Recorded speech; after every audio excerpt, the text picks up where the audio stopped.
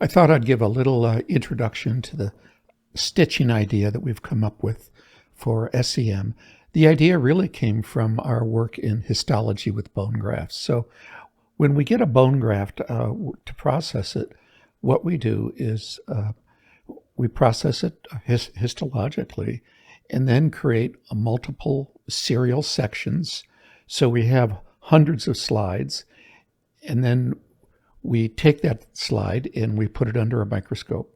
And at each power, we take a picture, and then we move the stage manually and take the next area. So we kind of know where we're at because we have a video camera on it, and you basically take sequential images, and then you have to kind of paste them together to get a whole image. So if you can imagine at various powers, this is very time consuming, so it's not done very much. So you're stuck kind of looking at individual pictures. We did purchase an automated microscope, and what this does is it has little stepper motors in it with an inverted scope, and you take your histological section, and the microscope basically takes sections of it, moves the scope, takes another, and then it stitches it together for you in their software. This is the stitching software. So you can have hundreds of little tiny sections, all at a very high resolution, and the microscope will stitch these together for you. And what you end up with is a global high resolution picture that you can zoom in on with your mouse scroll and basically look at the entire histological picture without losing the high resolution pictures of each individual picture. So it's a very, very powerful tool in histological analysis because you can look at an entire specimen in one sitting. So we also use this in our artificial intelligence with trying to do histomorphology. And Iforia is the program we use. They use the same stitching algorithms and the ability to look at the image. For example, we're doing deep learning on this. I'm trying to find out where the artificial intelligence program is making mistakes. And to do that, it goes ahead and does the algorithm, and then I go in and we check the algorithm. This is called structured learning. We've talked about it before, and I'll have a tutorial on it later for people that are interested in. But part of the structured learning is it does the algorithm, and then you go in and you find out where it's made mistakes, and then you do another training and it corrects those mistakes. So you couldn't do this unless you could zoom in on the image at very high magnification. So we're doing this. It makes mistakes in fat, in connective tissue, in live bone, dead bone. So I check all of these categories, and Iforia will outline in color what it has identified as fat and connective tissue. And then I go in and we make corrections. And if I couldn't zoom in, this would just be impossible. So I had an idea. Why not try this with SEM? It's a little more complicated because my electron microscope isn't motorized, so I have to do this by hand.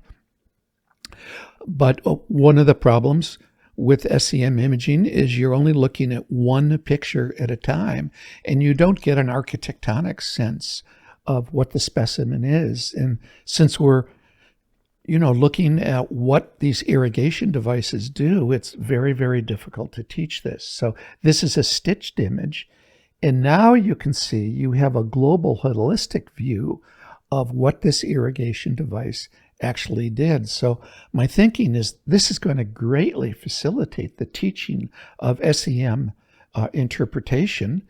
And if people like it, I'm willing to spend the time and go in and stitch these images. It's very, very time consuming, but we'll see how well this methodology works in learning this. Here's another stitched image of Reed's case, and you get a global sense of what this irrigation device can do, and you're not dependent on my bias in what area to look at.